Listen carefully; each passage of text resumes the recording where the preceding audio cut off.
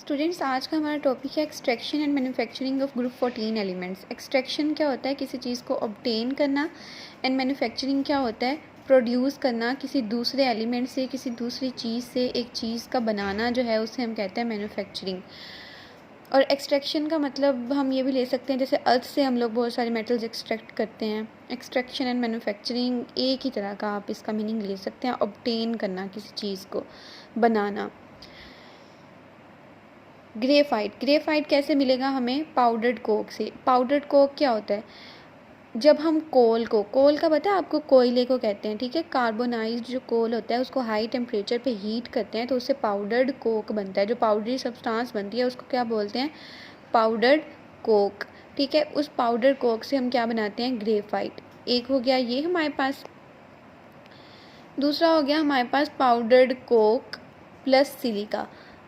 अब क्या है, इसको कैसे बनाना है ग्रेफाइट को? इसका आगे वो मेथड बताया हुआ है, ठीक है। पाउडर्ड कोक लेना है, उसमें सिलिका डालेंगे, उसको हीट करेंगे 28,000 केल्विन 2800 केल्विन सॉरी, तो हमारे पास क्या बन जाएगा? ग्रेफाइट बन जाएगा। ये ग्रेफाइट को बनाने का प्रोसीजर है।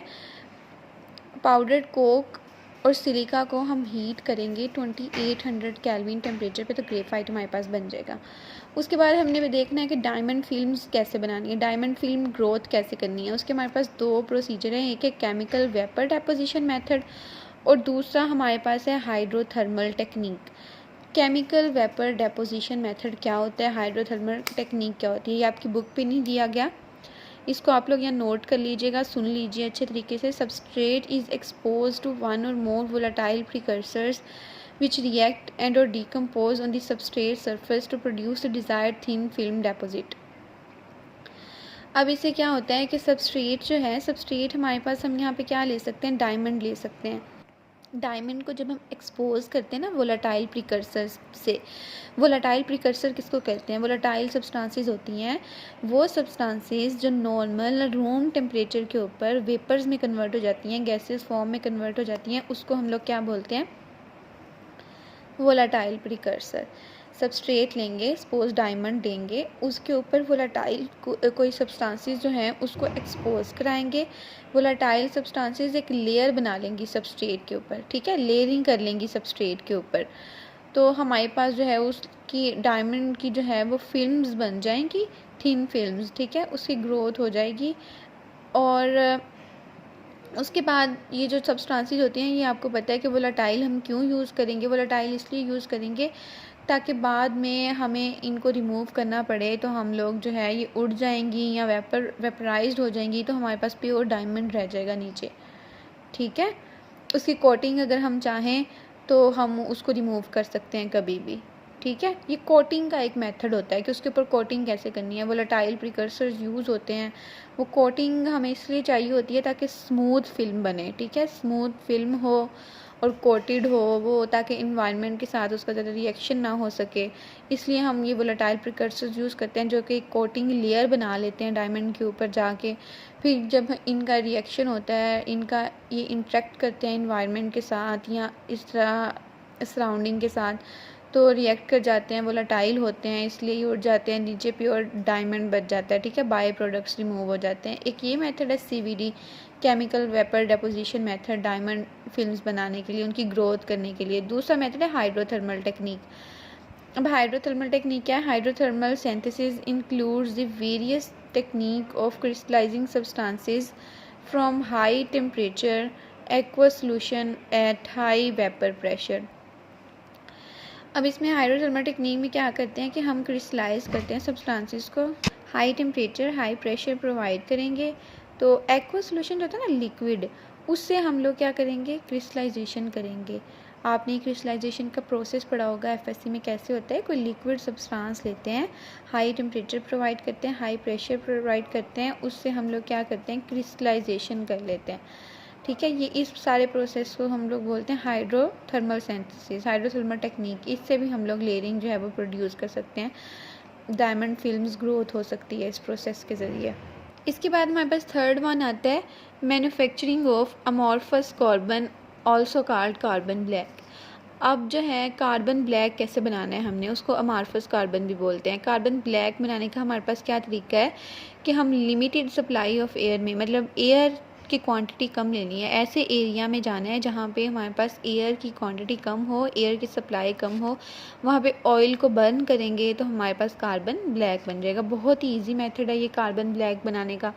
उसके बाद नेक्स्ट मेथड देखते हैं। नेक्स्ट देखते हैं किस चीज़ की एक्सट्रैक्शन करनी है, सिलिकॉन की। ठीक है, extraction of silicon from silica SiO2। SiO2 क्या है, सिलिका।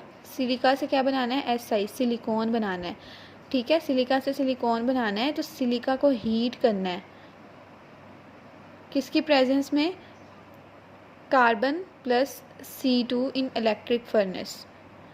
ठीक है, SiO2 एक इलेक्ट्रिक फर्नेस लेनी है, उसमें सिलिका होगा प्रेजेंट, कार्बन C2, उसको हीट कर देंगे तो हमारे पास जो प्रोडक्ट में सिलिकॉन बन जाएगा।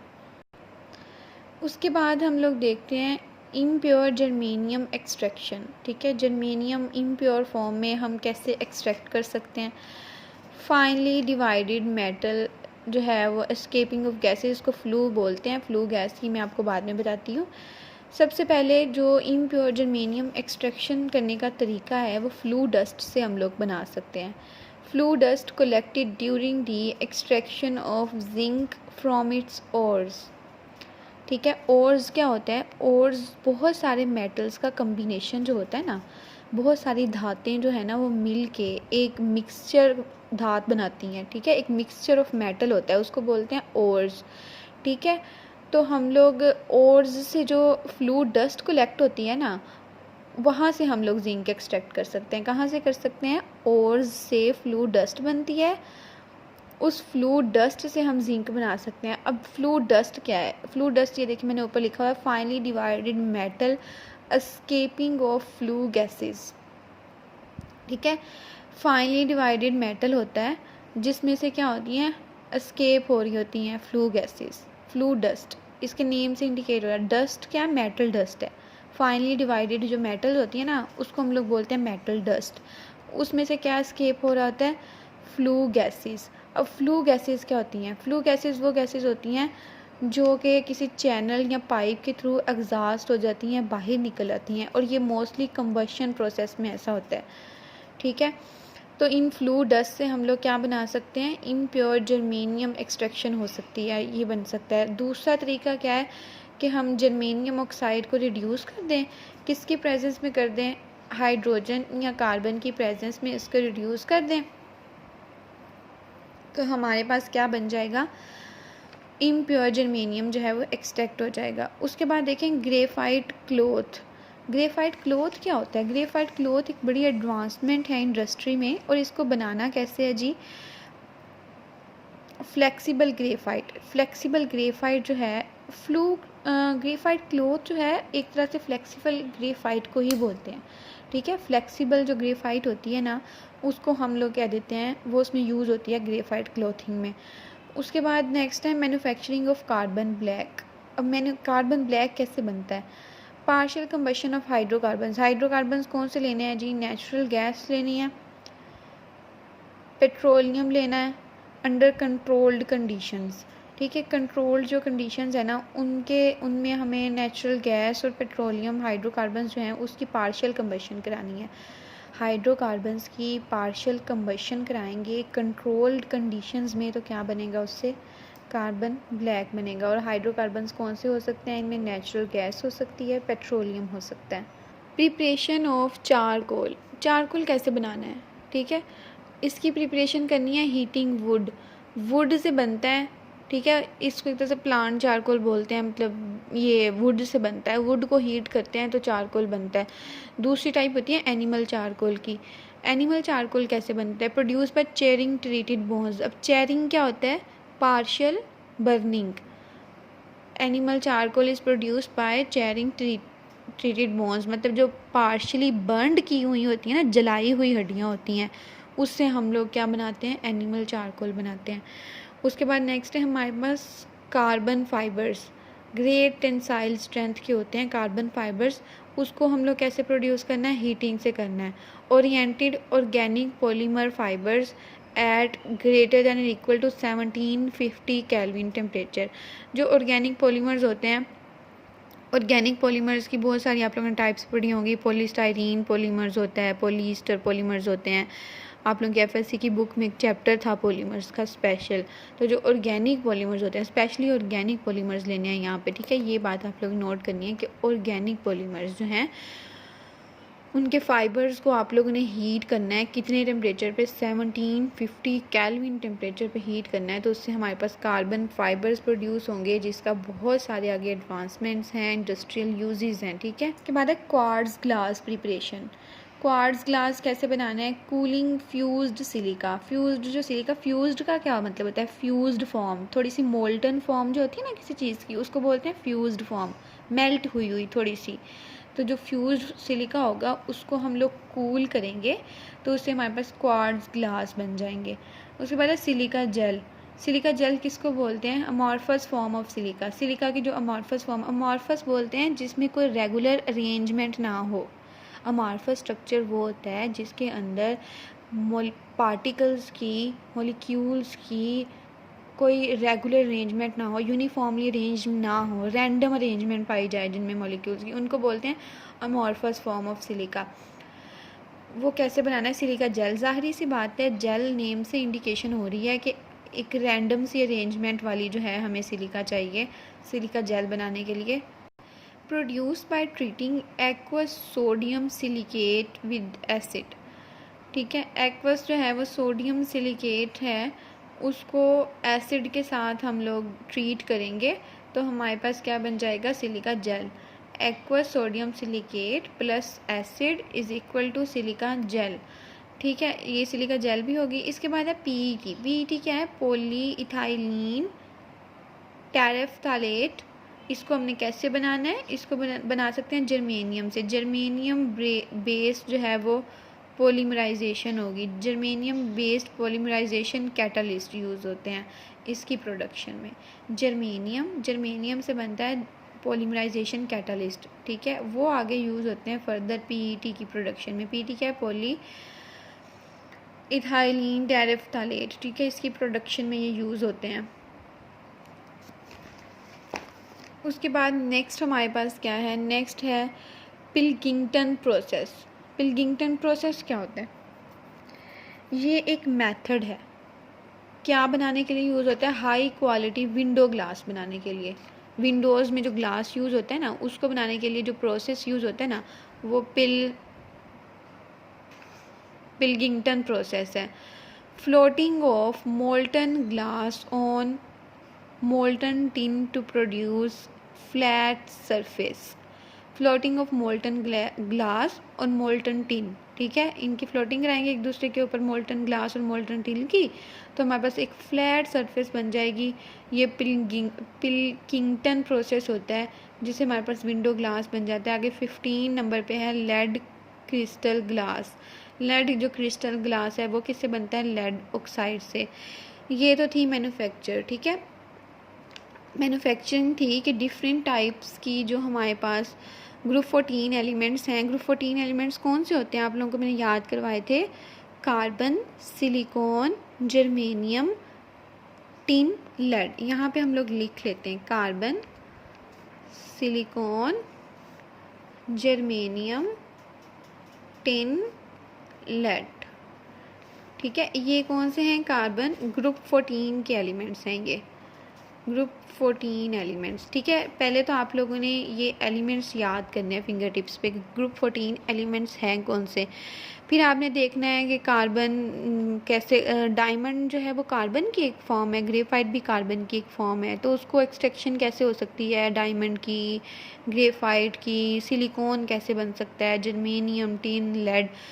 आगे जो है इनकी दूसरी फॉर्म्स होती हैं टिन, लेड की, ठीक है। उनको कैसे एक्सट्रैक्ट कर सकते हैं, बना सकते हैं, ये सारा आप लोगों को पता होना चाहिए, ठीक है। मैंने आप लोगों को यहाँ पे जो करवाया है वो प्रोसेसेस करवाए हैं कि कैसे बना सकते हैं किसी चीज़ को। उसके लिए मेथड का नेम स्पेशली याद करना है कि किसी चीज़ की मैन्युफैक्चरिंग में जो मेथड यूज़ हो रहा है ना वो कौन सा है, ये सबसे ज़्यादा इम्पोर्टेंट है, ठीक है। मेथड और प्रोसेसेस के नेम्स याद करने हैं, वो कहते किसको हैं, बनता कैसे है, ठीक है। उसकी प्रोसेसिंग आप लोगों ने याद करनी है। ये टॉपिक ना बेसिकली मेमोराइजिंग टॉपिक है, इसको मेमोराइज़ करना पड़ेगा आपको, याद करने वाला टॉपिक है। इसमें बाकी जो टर्म्स थी समझने वाली, CVT क्या होता है, ये पिल्किंगटन प्रोसेस क्या होता है, इस तरह के जो टर्म्स हैं, फ्यूज्ड गैसेस कौन सी होती हैं, और भी बहुत सारी टर्म्स इसके अंदर ऐसी आई हैं जो बुक्स पे एक्सप्लेन नहीं की गई, तो इसलिए जो है ये मेन मैंने आपको करवाया है, ये प्रोसेसेस समझाए हैं कि चीज़ बनती कैसे है। बाकी आप लोगों ने जो बुक पे टॉपिक दिया हुआ है ना, वो कंप्लीट जो है वो याद करना है, उसमें से कुछ नहीं छोड़ना। मैं आप उसमें ये है एक्स्ट्रा चीज़ बताई हुई है कि जैसे ये प्रोसेसेस बताए हैं ना, इसके साथ प्रॉपर्टीज़ भी बताई हुई हैं हर चीज़ की, कि चीज़ जो बनी है उसकी आगे फर्दर प्रॉपर्टीज़ क्या हैं, ग्रुप 14 के जो एलिमेंट्स हैं साथ साथ कुछ प्रॉपर्टीज़ दी हुई हैं, ठीक है। वो भी मैं आपको बताती हूँ, वो भी डिस्कस करते हैं। ये देखें, ये टॉपिक है, बुक का पेज नंबर कौन सा बन रहा है, ये 377 पेज नंबर बन रहा है, ठीक है। इसमें 377 पेज नंबर पे ये जो टॉपिक दिया हुआ है ना, एक्सट्रैक्शन एंड मैन्युफैक्चर, ठीक है, ये कंप्लीट करना है। यहाँ से स्टार्ट होता है। इसमें ये देखें, मैन्युफैक्चरिंग दी होगी आपको कि कैसे बनेगी, और आगे फर्दर कुछ प्रॉपर्टीज़ हैं, सब याद करना है आपने, ये कंप्लीट करना है। उसके बाद ये टेबल टूबल कुछ भी नहीं करना, उसके बाद ये सारा करना है, ये सारा करना है, ठीक है। उसके बाद आप इस पेज पर आ जाएंगे, ये टेबल वगैरह कुछ नहीं करने, ये सारा टॉपिक करना है, ये सारा टॉपिक करना है। उसके बाद ये सारा करना है, ठीक है, ये सारा। यहाँ पे जो है ये एंड हो जाता है। ये रिएक्शंस भी सिंपल से हैं, उन्होंने फर्स्ट हाफ रिएक्शन बताया है, सेकंड हाफ रिएक्शन बताया है, ठीक है। ये आप लोगों ने अच्छे से करने हैं।